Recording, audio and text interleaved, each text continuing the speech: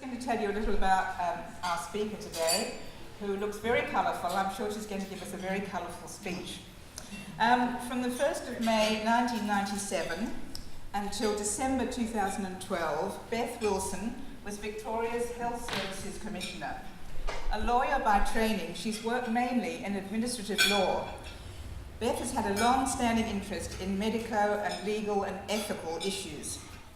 In recognition of her achievements, Beth has received several important awards. In 2002, Monash University's Distinguished Alumni Award for Outstanding Professional Achievements and Inspirational Leadership. In 2003, the Centenary Medal for Services to Health, and 2004, an honorary doctorate from RMIT for contributions to health education. In 2008, she was inducted onto the Victorian Honour Roll of Women for services to women's health in Victoria. And in 2013, she became a member of the Order of Australia for significant service to the community of Victoria through the provision of dispute resolution in the area of health services. Please join me in welcoming Beth Wilson as our inspirational speaker today.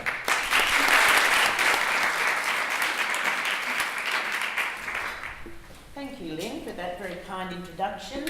And I too would like to begin by acknowledging the traditional custodians of the land that we're meeting on today and pay my respect to their elders past and present. And I'd also like to acknowledge any Indigenous friends who might be with us here today. And if there aren't any, perhaps to reflect on why that might be. Thank you, Lynn, for mentioning the great honour of the Member of the Order of Australia, which I wear with great pride. I come from Hastings. I was the fourth of 5 children. My mother was what back in those days was referred to as a deserted wife.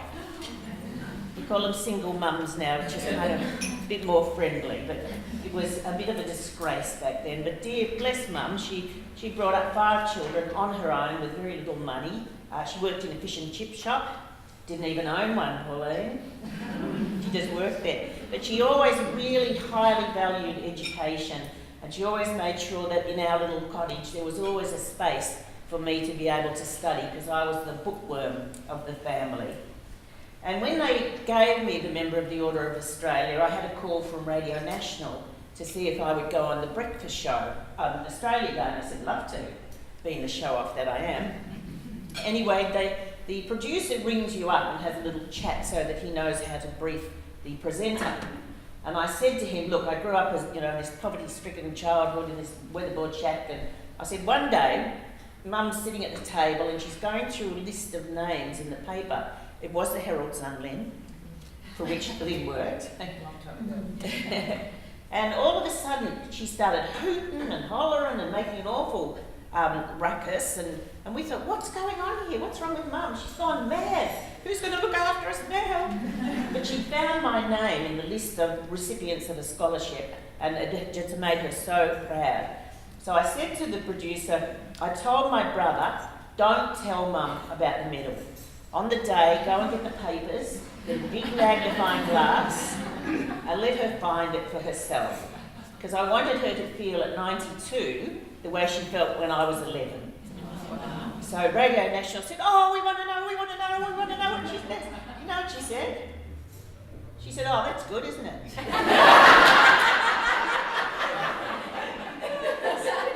I think my mother's over me. However, I did have an art exhibition, my first ever, which made me very nervous, but which did extraordinarily well. And Mum came to visit and have a look, and she came in and she said, I didn't want to brag, she said, but I went down the street and I said to the girl in the shop, give me a bra 2 sizes bigger than the last one you gave me. And the woman said, why, Mrs. Wilson, you're shrinking. She said, because my daughter's got the Medal of Australia, she said, and my chest sticking out that far. So that's much more like my mother. She's 93 years of age now. I took her the other week to see Cavalia. Has anyone been? It's fabulous. We were 4 generations of women, Mum at 93, me at 63, my niece at 43 and her 2 children, and we all absolutely loved it.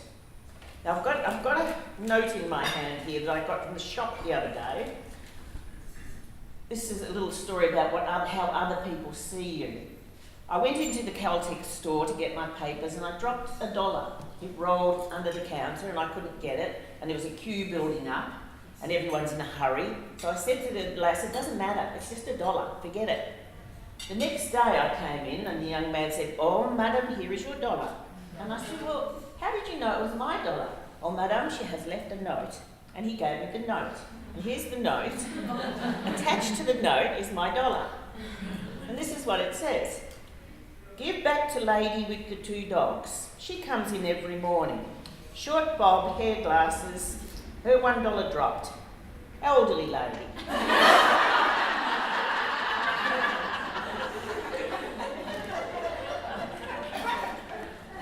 I'm glad you're laughing. I don't know how long I can get away with reading that note till it comes to a stage where people say, well. Hasn't happened yet, thank heavens. Now, I had the privilege of being the Health Services Commissioner for 15 and a half years. During that time, I saw some fantastic leadership, some wonderful health service provider workers. It's an area of work that people go into, usually because they like people and they want to help them. And when things go wrong, they're generally as distressed as anybody else. Health is a highly risky business. Whenever human beings get together to work with other human beings in illness, in risky situations, things can go wrong. And it was my job to receive all the complaints about things that went wrong. And whilst I saw some wonderful leadership, I also saw some classic failures of leadership. Back in 2001, there was a big scandal at the Royal Melbourne Hospital where some night shift nurses were accused of insulting their patients, not caring for them, being drunk and taking drugs on the wards, and actually even boasting of murdering their patients.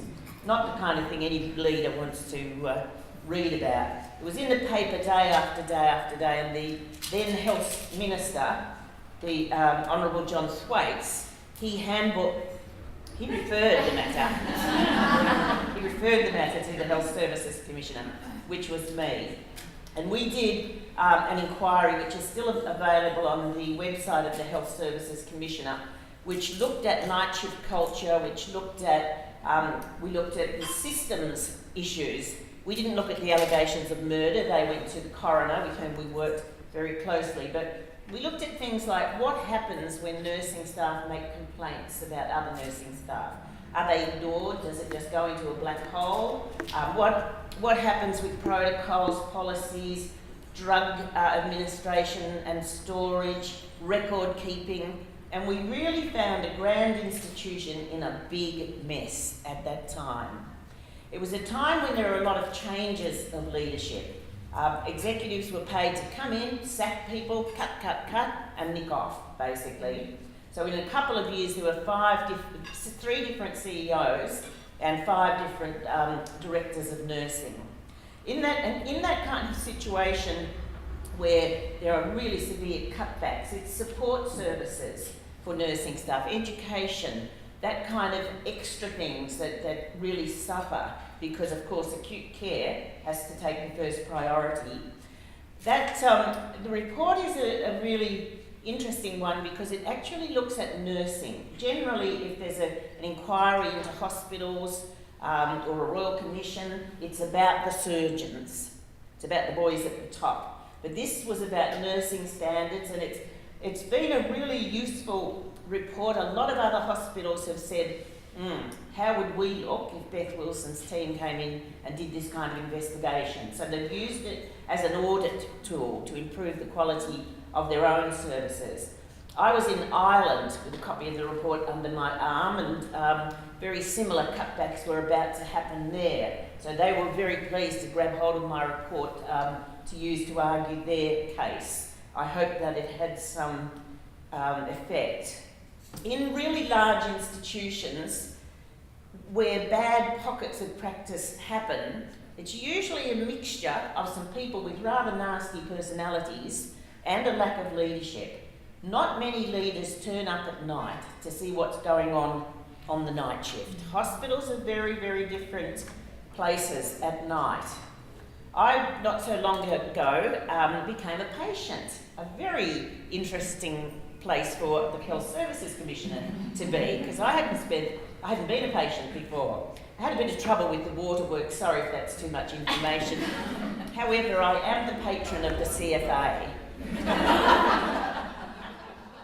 The Continence Foundation of Australia, not the other CFA. Anyway, I was in this hospital, and after it was so noisy. There was no sleep. After 3 nights of no sleep, constant chatter, and I was outside the big industrial dishwashers. Whoo! It's like being in Mawson's hut trying to sleep. So I have to confess that on the 3rd night I did crack. I jumped out of bed, I put my catheter full of pee over my arm, and I stormed around to the nurse's station. I said, "I'm not staying in this bloody place one more night, I'm getting out of here." And the girl said, "Oh, your doctor wouldn't like it if you discharge yourself. Doctor doesn't have to try and sleep in this rotten place." And because the alarms on the drips had been going for 45 minutes. Beep, beep, beep, beep, beep, beep, beep, beep, beep, beep, beep, beep. Nobody came to fix them. Anyway, the young nurse said to me, "I don't know why they don't do something to fix them. They've been busted for 8 weeks. You know, I'm the patient here trying to recover from surgery." Anyway, she in the morning, along came this lovely lady who sat on my bed, and she said, "Oh, hello, Beth. I'm the director of nursing here. I've heard you speak at such and such a hospital. You are wonderful." And I got the drips fixed and a bit of change. I said to her, "You should spend some time at night in your hospital. You'll find it's a very, very different place. I would like one day to access my records under the Health Records Act. Whether you know it or not, you are entitled to see records that are about you. And I'd just like to see how they viewed that story." I always looked at health complaints as an opportunity to listen to what consumers think about our services and to improve the quality of services. They were, if you like, a window of opportunity. And the information that consumers bring to an organisation can be extremely valuable, as I'm sure you all know. And as Health Services Commissioner, we had our fair share of criticism as well. There's a review that's about to be made public, I hope, of the work that we've been doing in the law that we work under, which I hope will lead to some very useful reforms. I want to acknowledge Erica Grundle, who was part of that, but I don't think she's here. Oh, so will you tell her that I acknowledged her and her team? Thank you. I'll just give you some quick little examples of where I think, on a small scale, really good leadership can lead to really useful change. I was up in a country town recently. I was invited to present the inaugural staff awards at a health service. And some people were getting awards just because they'd done a first aid course. But one young woman, she went up to get her award, which was to celebrate her becoming a fully registered Division 1 nurse. And her manager whispered in my ear, she said, "Beth, she used to be the cleaning lady at this hospital." So her manager sat her down, tapped her on the shoulder and said, "How would you like to be a nurse?" And now the hospital has got a fantastic local nurse who will stay there. She's got a terrific career ahead of her. That's what I call really visionary leadership, and it makes a difference. It's not a huge scale thing, but if as leaders you can inspire people who work for you in management to take that kind of proactive role, you'll have a much better organisation. One of the women who inspired me a whole lot, apart from Mum, is a knockabout social worker called Edith Morgan. Edith was from Abbotsford. I sat on the Social Security Appeals Tribunal with Edie, and one night we had an Italian man come in. It was getting dark and cold. He had all his belongings in a bag, and Social Security had knocked him back for unemployment benefit. He had nothing, and it was quite late in the afternoon. What had happened to him was he was a milk bar owner who went broke during the 1980s recession, and to cover his honour, he sold the business just to cover the debts. And he agreed that he would work for free for the new owners for 6 months. which he did, and then they chucked him out, and that was when he ended up before us. And we wanted him to go to COASIT, which is the Italian helping agency. He said, no, one day I will get my honour back. They talk, so we refused. So we put him out in the waiting room while we thought, what are we going to do? And Edie, with trembling hand, took $20 out of her purse and was putting it in an envelope. And I was young and foolish then, so I said, Edie, we can't do that, it's not professional. She said, I will not see that man leave this room tonight without at least the price of a drink in his pocket. And I said, well, I'll match you, but don't tell Rachel. So every year, for 10 years, I used to get this big Christmas card, quite religious, to Bethia Wilson and 2 other ladies who helped me. Thank you so much, never will forget. And after the 10th year, it came with 2 restaurant stamps on it. He's now the proprietor of 2 restaurants. With a little bit of help, a little bit of compassion, he's back on his feet and doing a really great job. I stood and had a look in his pizza parlour one day, and I thought I should go in and introduce myself, but my professional training in law says you do your job and you get paid for that, you don't seek extra kudos. But it was nice to just see that he'd done so well. Thank you, Edith Morgan. I went to the Dame Roma Mitchell luncheon not too long ago. There were 22 women judges and magistrates in that room. One previous Premier of Victoria being Joan Kerner. And I thought, gosh, when I started off in law, there was not a single woman judge or magistrate. So that's how recent it is that we've had women in these such important leadership roles. I recently had the honour of starring in the Vagina Monologues. I got a call from a young lawyer who I didn't know saying, we're putting on the Vagina Monologues, we're going to raise some money for the Centre Against Sexual Assault. Would you like to be on the cast? I said, would I what? I didn't even finish reading. And my diva moans were critically acclaimed. On Postcode 2000 in The Age. And we raised $25,000 for CASA, and we had such fun doing it. It was really great working with the younger women. They asked us a lot of questions about our careers and our pathways, and I looked at Moira Rayner and I said, gee Moira, you know, when we started out, we were alone. Now we've really got each other. So I'm going to finish up now, so don't get too anxious about the time. I want to finish up, education has obviously been incredibly important in my life. I left school at the age of 15 because I had big holes in my shoes, but I went back about 6 years later, and a formal education for me was just the best thing in my whole life, and I'll never ever underestimate it. And that puts me in mind of Malala Yousafzai, whom some of you will already know about and have read about. She was shot in the head by a Taliban sniper because she was an outspoken advocate of education for girls. She was shot in the head on her way to school, in the school bus. She survived. She's now in London, and on her 16th birthday, Malala addressed the United Nations.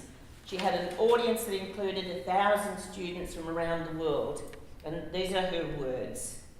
Let us pick up our books and our pens. These are our most powerful weapons. One child, one teacher, one pen, and one book can change the world. Education is the only solution.